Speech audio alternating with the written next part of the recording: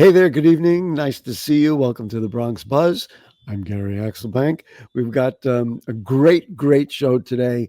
And, we talk about the borough of the Bronx and that um, we're all one despite all the different ethnicities and diversity and everything else. This one is really easy for me to do because these two people are my buddies.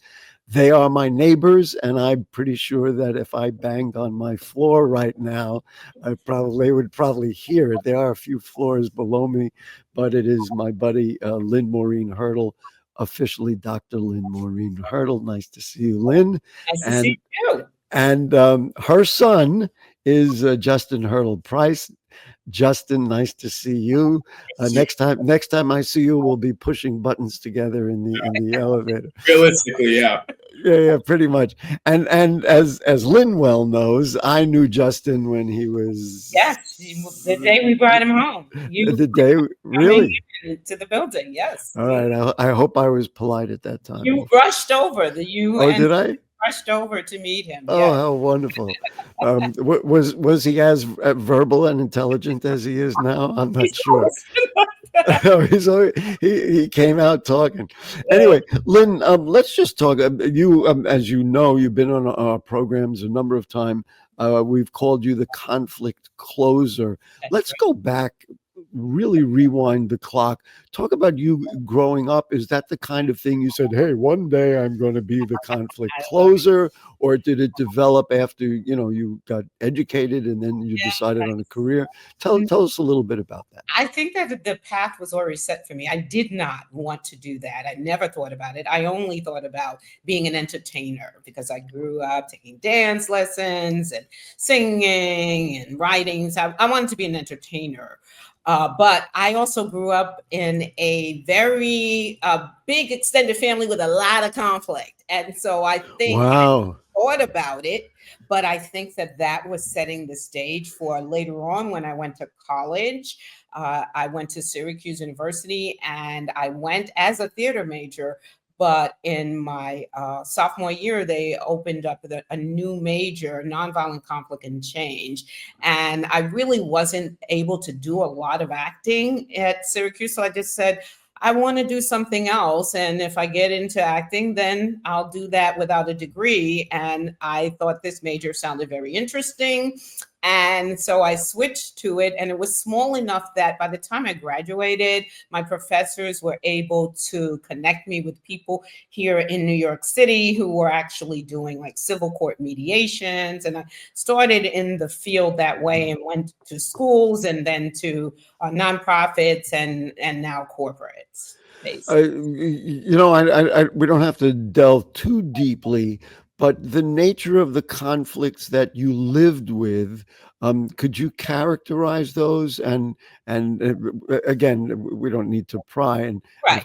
of course, I knew the late David Hurdle very well, who also was around the neighborhood. But I didn't know him as a conflicted sort of person, but just the nature of it that might have inspired this whole career. Well, my dad had 5 sisters. Oh, okay. And he was the only boy. I don't think I knew them. Yeah. And he did not like conflict, so he was always wanting folks to get how interesting. along, right? And the interesting thing is that we weren't the kind of family where people said, well, you're having an event at your house, I'm not coming. They said, oh, we're coming, we really want to be together. And then it would then it would disintegrate into sibling arguments and rivalry and just things that gossip, all of those kinds of things. I feel like I'm being your therapist. So now tell us about tell us a little bit about in your mind, have you kind of resolved some of that or understood it better through your academic work and through the work that you do now? Yeah, or you it's so interesting. I understand everybody else's conflicts. Wow. So better, but all of my aunts are already gone, and as you know, my dad is deceased as well. And it was the big thing. I think that they said, we never were able to get Oh, along. I'm so sorry. Well, Always admired my sisters in my relationship. But the one thing that I think that I discovered is that no one was willing to take accountability for their part in the conflict. so then in total response, Justin, do me a favor, put your arm around mom and give her a little hug. Because when I see you in the elevator the next time, I'm going to do the same thing. Um, let's do a similar path for Justin. Um, you know, you're a young man, and I know your mom well, and she wants you to grow up and be independent and et cetera, et cetera. What made you say at some point, I want to join mom in this venture to work and help people solve problems and resolve conflicts? Yeah, it's a great question. I think for me, I was fresh out of college. I was in a very just transitionary place in my journey that I honestly, it was pretty simple. I was just like, this is something I've been doing for so long. It's a world that I've been a part of for so long. And not just being a part of, but facilitating a lot of these conversations, building my own network. And I think that once I just entered the real world, it was time to get real about where my skills are, where my strengths are, where some of my weaknesses are that I want to improve on. And just what are things that I want to do, what are things that I want to try. So I gave myself just a good amount of time to really sit with myself and get intentional about what I wanted the next few years out of college to look like. And, this is something that I've already been doing since I was a kid. So I figured, why not see where Why the heck not? Do you find in your own understanding of your own relationships with other people that the things that you talk about actually can help? I mean, do you feel like in a way a better person, a more centered person as a result of talking about these things, or it's almost like separate because that's what you do and not necessarily intersects with your personal life?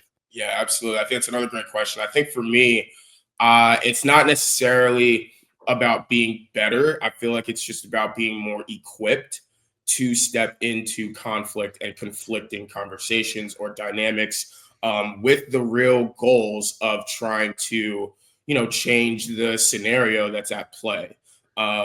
I think that this has affected my personal life. Absolutely. We're in fields and positions where we have to walk the stuff that we talk. So if we're asking other people to look in the mirror and address their stuff and address their role in some of the conflicts that have, really shaped them, we have to do the same ourselves. And so I'm grateful that I had a great model in both my parents and in a lot of adults in my life, because they were the ones who ultimately started with me personally on these issues and started with these skills. And only from there has professional teach listen, as you know, I know your mom very well. And I don't even want her to respond to this, but it's probably great pride when she sits next to you and hear you speak and talk about these kinds of issues. Just briefly, so the audience really understands who you are, Justin.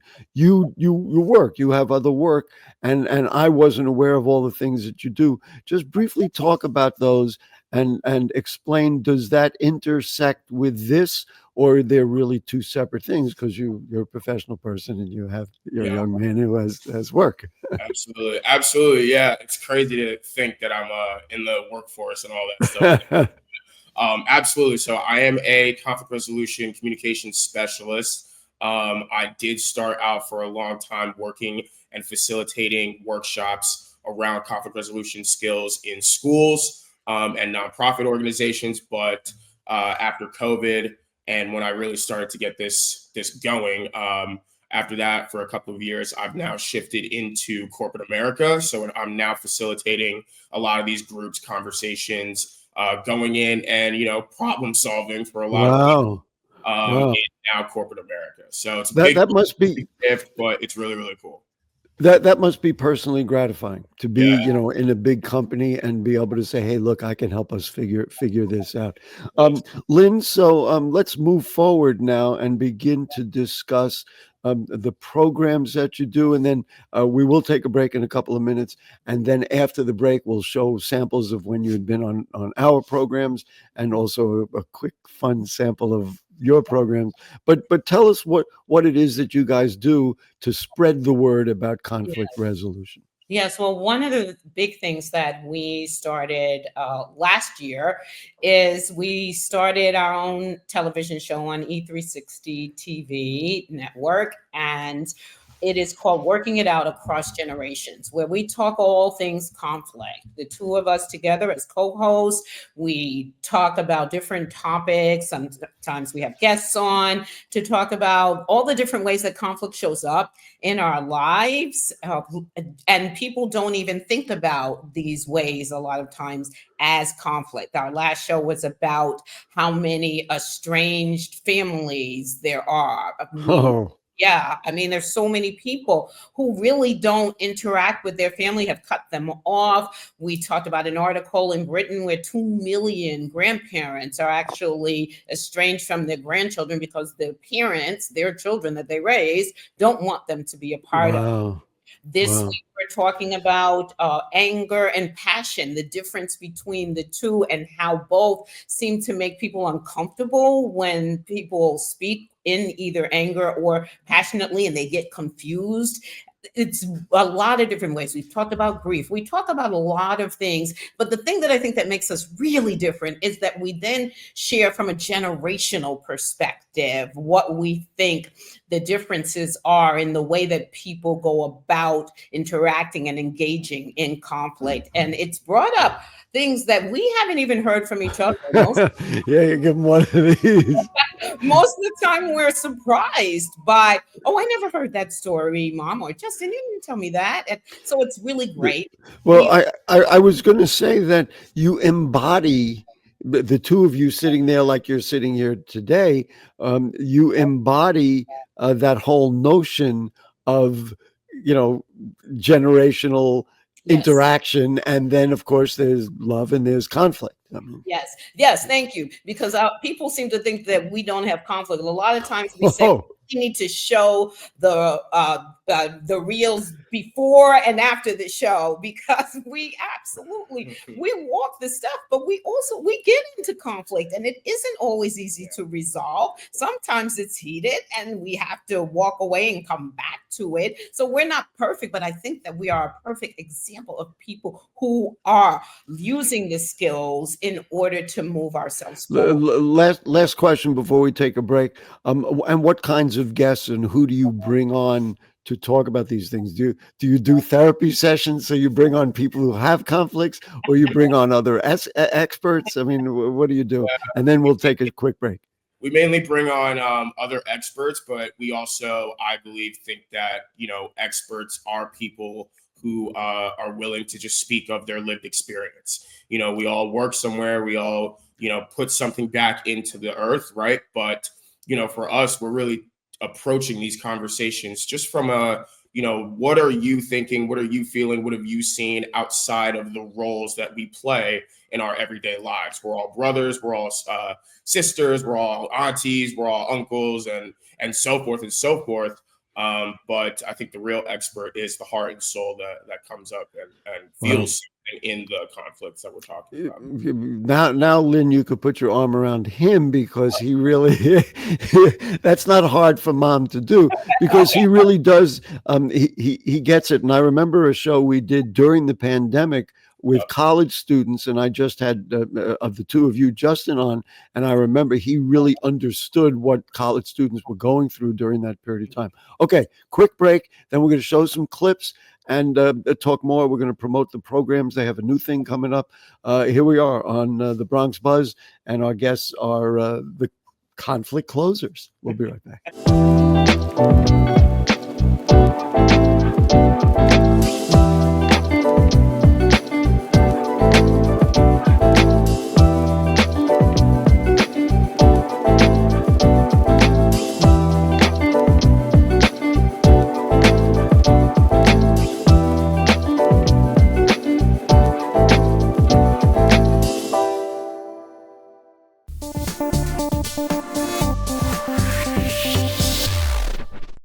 19.7% of Bronxites currently experience food insecurity. Meanwhile, instead of these nice, colorful foods, this is the best food that they have access to. If this sounds like you, there are a bunch of resources to get healthy food for free or cheap. If you want to help, you might consider donating or volunteering in one of these places. Community fridges like this one are all over the city and allow New Yorkers to conveniently donate extra food to people who might need it. Go to this link and find your nearest one. Food banks and pop-up events like these provide millions of healthy meals to families in need. These organizations are distributing meals to Bronxites as we speak and are always accepting donations and volunteers.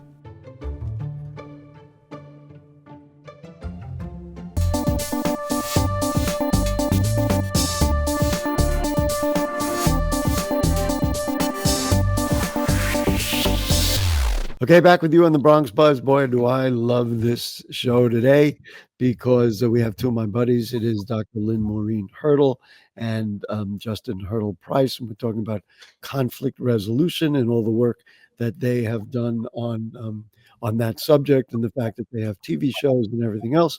So here we are now. Lynn, you had sent us a clip, and so why don't you tell us so we can introduce the clip? And I was laughing at it because the two of you were just giggling away.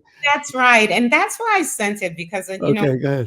people say TV show, they really don't understand the essence of it. Number one, it was a timely topic. It was, are these just jokes, right? And how joking often is the source of conflict between people. And this moment, the clip that I sent was actually a moment that happens a lot in the show. Is I was not expecting Justin to say this, and then I just could not help myself but laugh at it. And it just shows the chemistry between us, but also that kind of spur of the moment, catch you by surprise. And there you go. All right.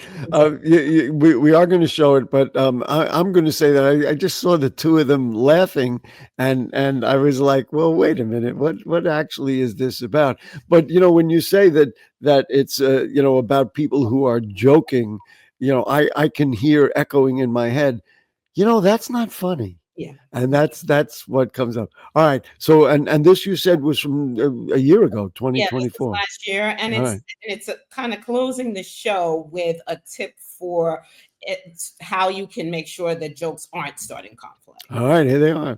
Use humor wisely, because it is a great tool. It really, what feels better than everybody, you know, laughing together, sincerely laughing together. If one or two aren't, there's times where that's okay, and that's cool, as long as we come back and give them, you know, like something that they can like join in after. But I think in those moments sometimes it's okay. But again, use it wisely. Read the room. Use the right techniques. But yeah, I think that's okay sometimes. I just do. I'm the younger sibling, so I've had to be that person. So shout out my younger siblings who get it.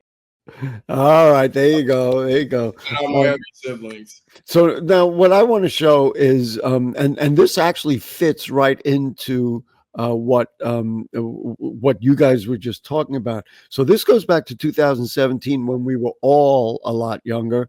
Yes. Lynn, you were on my show. I think we talked about bullying. Let's just take a look. Oh no, this one I think was about a school stabbing, and you were on with a professor. Yeah. You were talking about how conflicts led to the stabbing in the school. Yeah. So here she is, Lynne Maureen Hurdle. How bad do you think the bullying problem is? I know it's hard to measure in total, Right. but in your interaction with young people and your sense. I'm going to say it's really bad, and I'm going to say it's been that way for quite some time.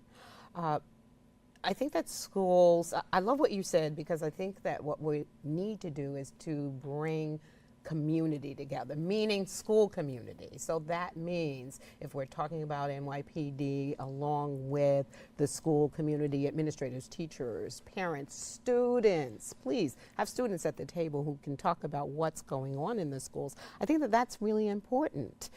I understand as a parent that immediate reaction, oh my God, metal detectors, like Yeah, we right. gotta How do did the something knife get in the now, right? building? Yeah. But the truth is, the biggest weapon that we have is ourselves, honestly. You can leave the weapons all at the front, but how do we interact with one another if we are not teaching the skills to our students, to our administrators, to our teachers, to everybody's there, school safety? If we're not on the same page about how we talk, how we resolve conflict, even how we come to conflict, meaning how we look at it, we're not on the same page there. We don't need the extra weapons because we have ourselves, we have our mouths, we have our fists, and that's what we're seeing in reaction to conflict.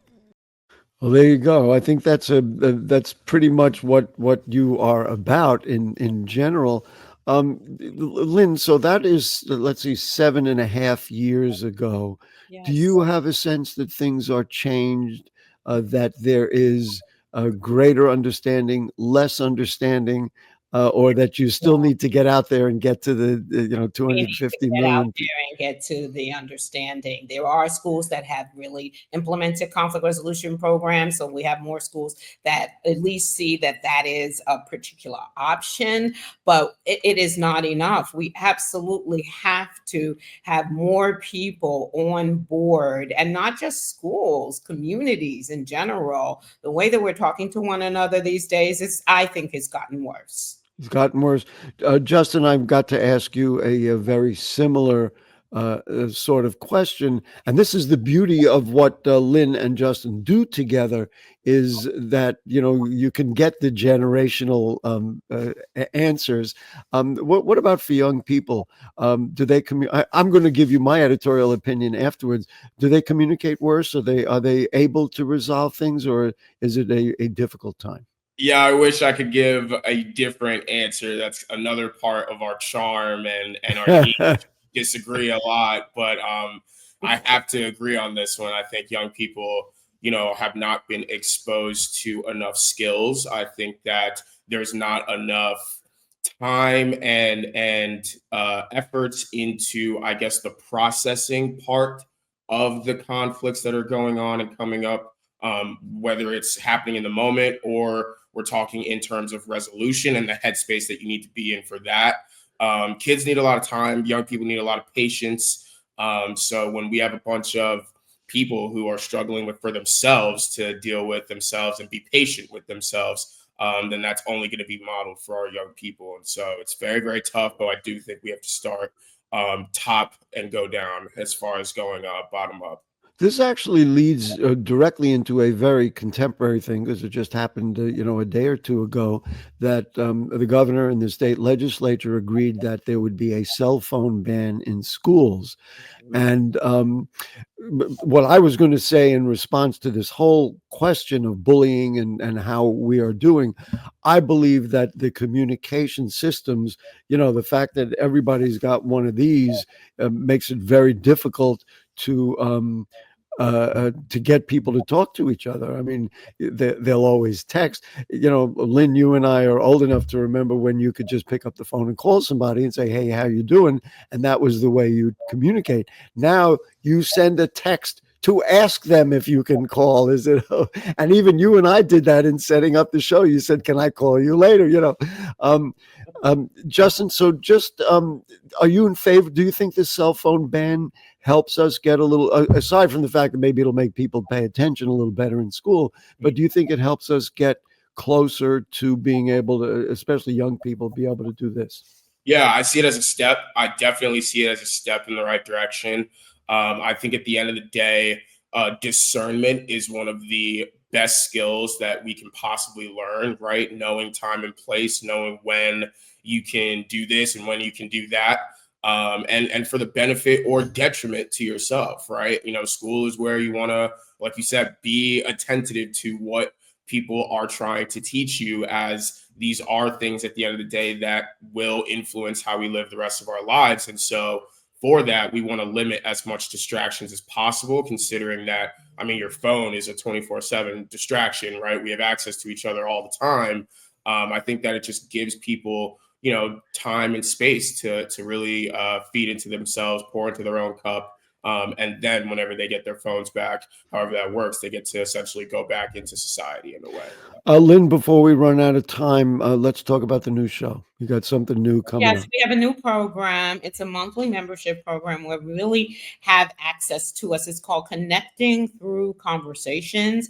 Communicate courageously with powerful intention and impact. It's a monthly program where you have access to, we drop 2 new skill building videos every month alongside of tip sheets to use them. We do a monthly 90-minute live in person with us to bring your conflicts, your questions, and for us to give you feedback and real practice on practical application. We do demo videos, and you have access to our library that has all kinds of resources, my blogs, books that'll be helpful. And every month we add to it so that you're really building your toolkit in order to really learn how to resolve conflicts in real time, actually. How do people register for it to become members and become part of it? That's going to be my first question, and then I'm going to conclude with one other question. Go ahead. Okay, so we do have a link. I hopefully will be able to show that. Yeah, we'll put that on the screen. Go ahead. So absolutely, you just click on the link. You'll get all the information that you need, including the monthly fee, or you can get a big discount and really join us for the annual fee, which people have done. Or if you're a corporation and you want your full department, we have for the staff. Final question: who should like get the light bulb to light and say we want to participate in this? Everybody, anyone who doesn't have conflict. That's right. But also, if you really want to communicate better, if you're having problems with your children, if you're having problems with your team and you're a manager, if you're having problems relating to your boss, if you're in a community setting and there's always arguments, right? If you're on a board of directors and you want to be able to communicate well, all of the above. Wow. Yes. Listen, we are just about out of time. I'm not going to be shy. I love you guys. We've been neighbors for generations, literally, and that's gonna go on. But what's really important is you are getting into the nuts and bolts that go on between people to make things not happen, and see if we can make them happen between people and for all of us. Dr. Lynne Maureen Hurdle, thanks so much. We always appreciate you. And Justin, you know what I always say, you're the guy who's paving the way for the rest of us, and you just keep doing it. We really appreciate you. Thanks, Gary. Appreciate you too. Okay. And we'll see you. I'll see you on the elevator. You know what floor I live in. That's it.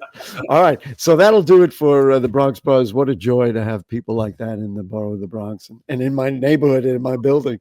So that'll do it. And then, if the curtain don't fall, the creek don't rise, that creek behind me at the Harlem River, we'll be back next week. Good night.